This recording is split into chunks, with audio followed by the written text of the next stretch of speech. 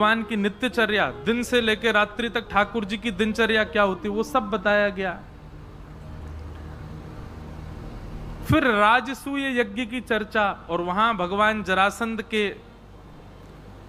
जरासंध का अंत कराने के लिए गए, साथ में अर्जुन और भीम को लेकर के गए। बहुत अच्छी कथा है। यही जरासंध जिसने मथुरा पर चढ़ाई की थी, इसको भगवान ने 18 बार 16 बार भीम को लेकर के गए। बहुत अच्छी कथा है। यही जरासंध जिसने मथुरा पर चढ़ाई की थी, इसको भगवान ने 18 बार 16 बार इसकी सेना को मार दिया, उसको नहीं मारा। और 17वीं बार जब वो आया तो भगवान रण छोड़ के भाग लिए। आज उसी जरासंध ने 20,000 राजकुमारों को बंदी बना रखा था। भगवान को जब ये बात पता चली तो भगवान अर्जुन और भीम के साथ जरासंध के यहां रूप बदल करके गए, ब्राह्मण का रूप धारण करके। क्योंकि जरासंध का नियम था कि वो ब्राह्मणों को मुंह मांगा दान देता था। जैसे दोनों गए, आपने जाकर के वरदान मांगा, जरासंध ने कहा मांगो क्या चाहिए, तो कहा कि युद्ध दो। जरासंध हंस करके बोले क्षमा करना, ब्राह्मण कभी युद्ध नहीं मांग सकता, आप कोई और हो, रूप दिखाओ। भगवान ने अपना रूप दिखाया तो जरासंध बोला आप तो रण छोड़ के भाग गए थे, आपसे मैं युद्ध नहीं करूंगा, भगोड़ों के साथ युद्ध नहीं करता। अर्जुन ने अपना रूप दिखाया तो बोले बालकों के साथ मैं युद्ध नहीं करता। भीम ने जब अपना रूप दिखाया, जरासंध बोला हाँ जे मेरे टक्कर का आओ। अब भीम और जरासंध सूर्य उदय होते ही दोनों कुश्ती लड़ते हैं, लड़ाई करते हैं, और पूरे दिन जरासंध भीम को मारता है। और कृष्ण और अर्जुन दोनों बैठे बैठे केला खाते रहते हैं, देखते रहते हैं युद्ध। उसने ये कहा कि आप मेरे मेहमान हो, मैं आपको तकलीफ नहीं दूंगा, लेकिन हाँ भीम से मेरा युद्ध है तो पूरे दिन इसके संग युद्ध करूंगा।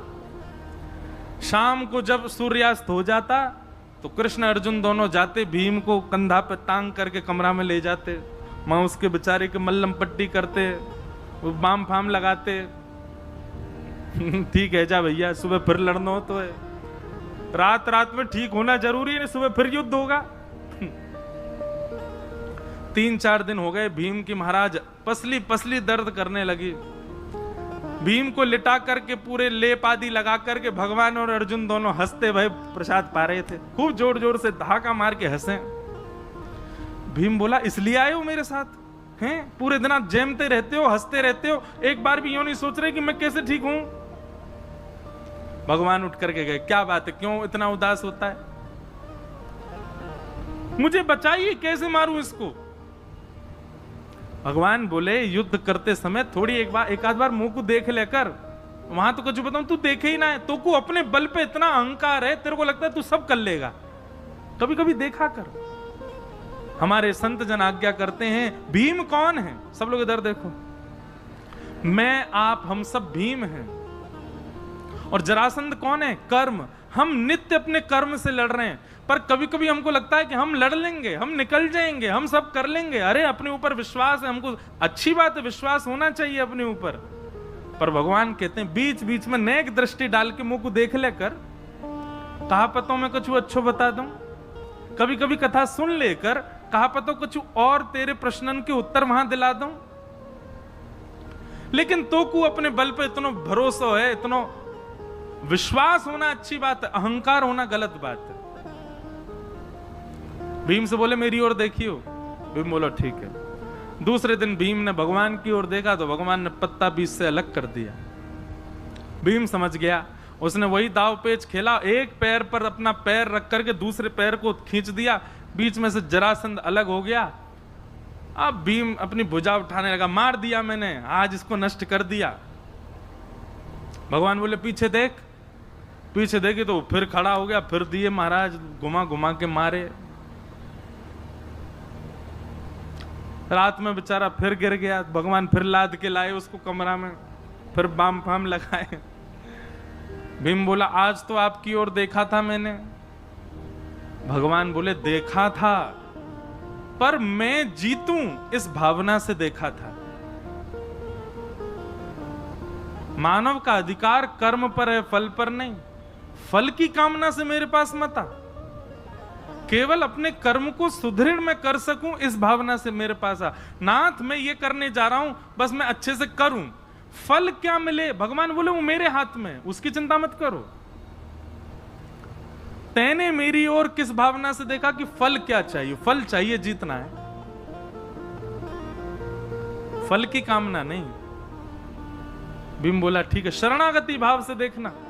दूसरे दिन भीम ने शरणागति भाव से देखा कि हे नाथ मुझे जीत की चिंता नहीं, मुझे हार की चिंता नहीं, बस मैं जो युद्ध कर रहा हूं इसमें मुझे गति प्राप्त हो, जो भी मिले बस मिले। भगवान की ओर देखा, भगवान ने पत्र अलग करके विपरीत दिशा में फेंका। समझ गया, बीच से जरासंध को अलग करके विपरीत दिशा में फेंका और जरासंध का वध हो गया। तो कर्म रूपी जरासंध से हम सब भीम लड़ रहे हैं, पर अहंकार वश होकर के लड़ रहे हैं।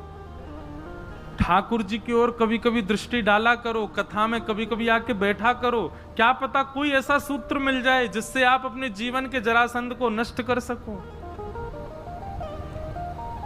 भगवान ने जरासंध का वध कराया, 20,000 राजकुमारों को वहां से मुक्त करके सीधे हस्तिनापुर गए और वहां पर राजसूय यज्ञ में जाकर के पांडवों का यज्ञ पूर्ण कराया।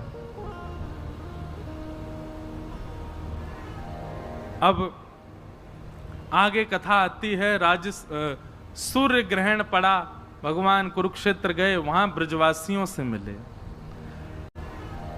अब आगे कथा आती है, सूर्य ग्रहण पड़ा, भगवान कुरुक्षेत्र गए, वहां ब्रजवासियों से मिले। सूर्य ग्रहण के समय ब्रजवासी भी गए थे और वहां से द्वारिकावासी भी आए थे। तब भगवान का ब्रजवासियों से कम से कम 110-115 वर्ष बाद मिलन हुआ ब्रजवासियों के साथ। बड़ी करुण और बड़ी मधुर कथा है, उसमें ज्यादा प्रवेश नहीं करेंगे। अब यहां से कथा प्रारंभ होती है। भगवान के एक सखा हैं जिनका नाम है सुदामा। कि कृष्ण स्यासीत सखा कश्चित ब्राह्मणो ब्रह्मवित्तम विरक्त इंद्रियार्थेषु प्रशांतात्मा जितेंद्रिय। भगवान के एक सखा हैं, क्या नाम है? सुदामा। हमने कितने सखा बताए भगवान के? 3। सखा इससे ज्यादा बनाना भी नहीं कभी, बहुत ज्यादा सखा नहीं होने चाहिए। और सखा हो तो ऐसे ही हो जैसे भगवान के 3 सखा हैं।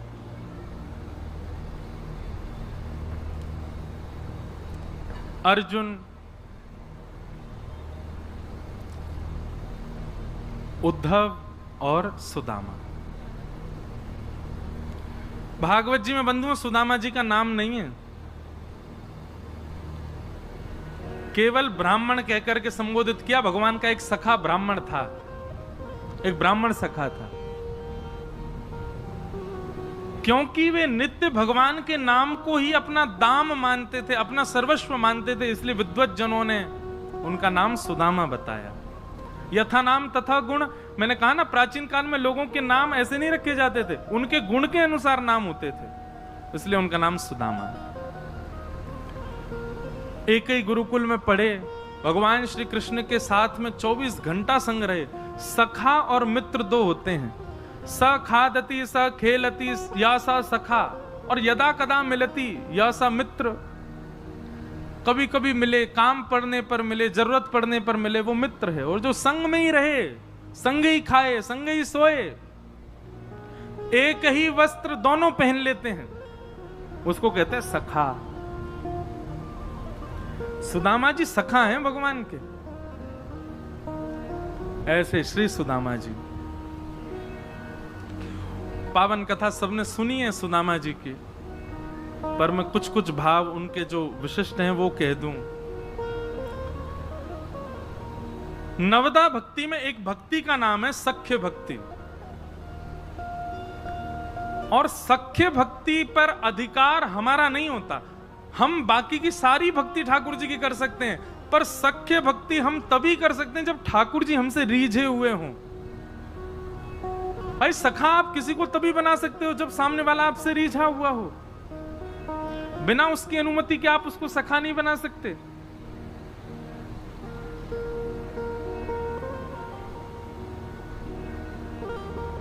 किन कारणों से ठाकुर जी रीझते हैं? ऐसे 3 कारण बताए हैं सुदामा जी के भीतर जो हैं। सबसे पहला, बहुत ध्यानपूर्वक सुनिएगा, विरक्त इंद्रियार्थेषु।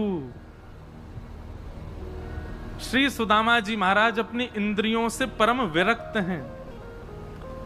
इंद्रिय विरक्त का मतलब क्या होता है? जो अपनी इंद्रियों की इच्छा पूरी ना करे उसको इंद्रिय विरक्त कहते हैं। जीव की इच्छा हो रही है, मुझे कचौड़ी खानी है, तुरंत आप गए बाइक उठा के और कचौड़ी खा ली, तो आप आसक्त इंद्रिय हो, ठाकुर जी के सखा नहीं बन पाओगे। नेत्रों की इच्छा हो रही है, उसको देखना है, तुरंत देखने पहुंच गए, तो आप आसक्त इंद्रिय हो, आप ठाकुर जी की प्राप्ति नहीं कर पाओगे। आपके सर्वांगीण तन में कोई भी इंद्रिय इच्छा प्रकट करती हो और आप लग जाते हो उसको पूरा करने में, तो आप आसक्त इंद्रिय हो। विरक्त इंद्रिय कैसा होता है? कैसी भी इच्छा प्रकट हो रही है, लेकिन उस इच्छा को जो दबा दे, उस इच्छा पर अमल करके अपनी इंद्रियों को इच्छा पूरी ना करने देवे, वो विरक्त इंद्रिय भगवान को प्रिय है। भगवान उसको भक्त नहीं बनाते, सखा बना लेते हैं अपना। अच्छा, इसके पीछे कारण क्या है? विरक्त इंद्रिय ठाकुर जी को प्रिय क्यों? भगवान कहते हैं भैया सखा बन जाएगा तो मेरे संग रहेगो, और मैं तो पूरी दुनिया में जाऊं, भक्त जो पवावे सो पाऊं, कभी अपनी रसनाओं को भावना रखूं। भक्त जो दे देगो मेरे का जी स्वीकार है। और कर्मा भाई है, वो बिना नहाए धोए खिचड़ी बनावे, और कहां तक कहे महाराज, दांतुन करती वही खिचड़ी बनावे, और कभी कभी खिचड़ी लग ना जाए, और कर्मा भाई है, वो बिना नहाए धोए खिचड़ी बनावे, और कहां तक कहे महाराज, दांतुन करती वही खिचड़ी बनावे, और कभी कभी खिचड़ी लग ना जाए तो दांतुन के पिछले भाव से ही चला दे, और ठाकुर जी वाकू पावे के लिए मंदिर से दौड़ के आवे। हमारे अंदर दोष आएगा अगर हम आसक्त इंद्रिय होंगे तो।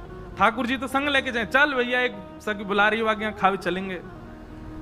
ठाकुर जी तो पामेंगे प्रेम से हमको, अरे राम राम दांतन ते चलाइया ने, हम ना खा रहे। आसक्त इंद्रिय। और कहीं हमने दोष देखा, ठाकुर जी कहेंगे ये तो सखा बनने लायक है ही नहीं, दोष देखता है। इसलिए विरक्त इंद्रिय। ठाकुर जी के सखा बनना है तो पहले इंद्रियों पर विजय करो।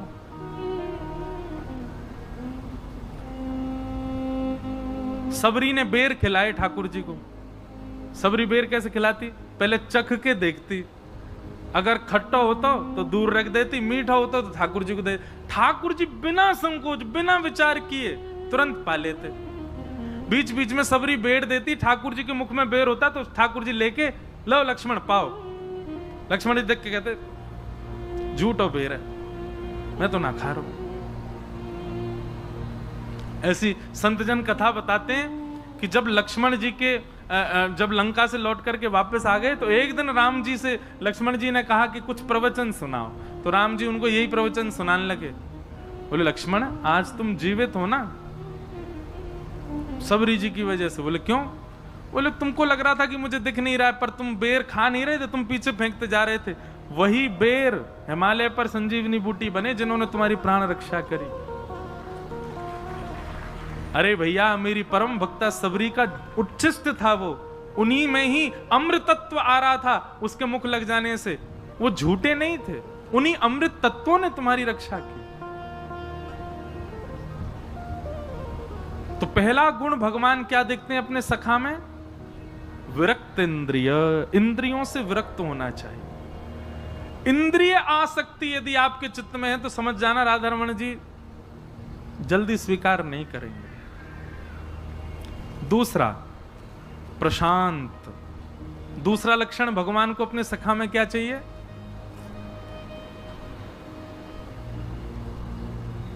क्या चाहिए? प्रशांत। अभी स्थिति क्या है? हम बोलते रहते हैं ठाकुर जी प्रशांत रहते हैं, चुपचाप सुनते रहेंगे यूं ही बैठे बैठे।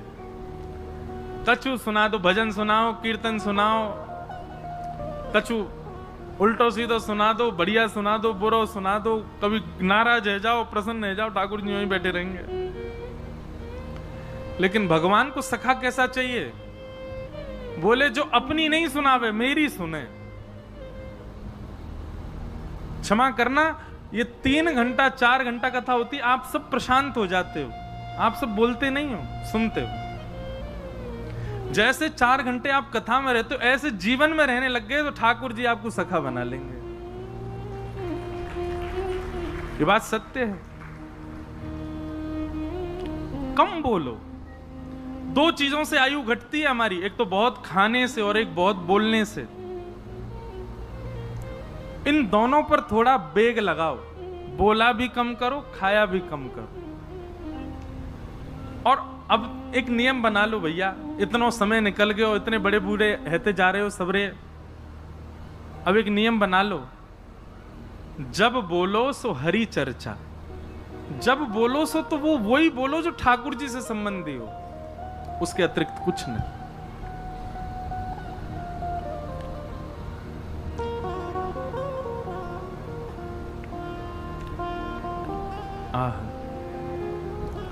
दूसरा गुण क्या है? प्रशांत, अत्यंत शांत। कम बोलने वाला व्यक्ति भगवान को अपना सखा लगता है। और तीसरा है जितेंद्रिय। अब यहां विरक्त इंद्रिय और जितेंद्रिय लगभग एक से लगते हैं, पर नहीं। जितेंद्रिय की एक अद्भुत व्याख्या हमारे संतजन करते हैं। जितेंद्रिय का अर्थ क्या है? बोले अपनी इंद्रियों को केवल वह वस्तु प्रदान करे जो ठाकुर जी को अर्पित हो चुकी है, उसके अतिरिक्त कुछ भी नहीं।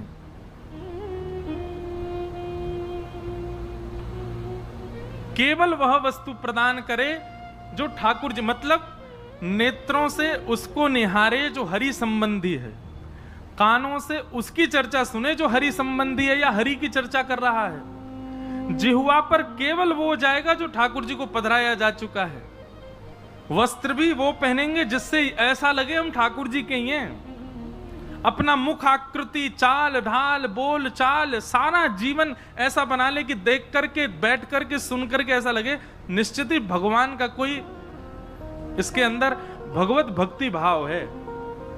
प्रत्येक इंद्रिय को केवल भगवत संबंधी वस्तु प्रदान करे, भगवत संबंध के अलावा और कुछ भी सेवन ना करे, वो जितेंद्रिय।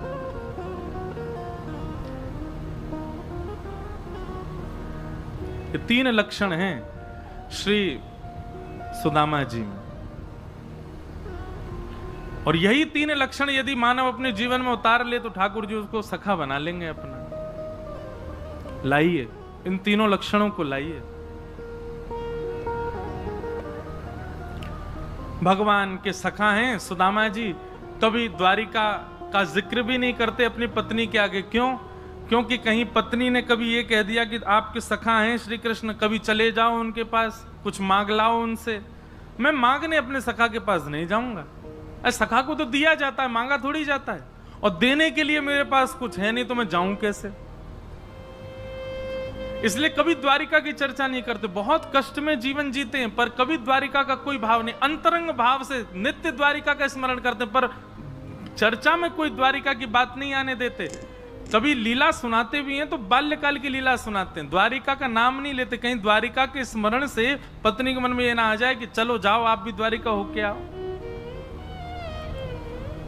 पर एक दिन सुशीला के मन में आया और उसने जाकर के सुदामा जी से हट पकड़ ली कि आप अपने सखा कृष्ण से मिलने जाइए। सुदामा जी बोल रहे हैं कि अयम ही परमो लाभो उत्तम श्लोक दर्शनो।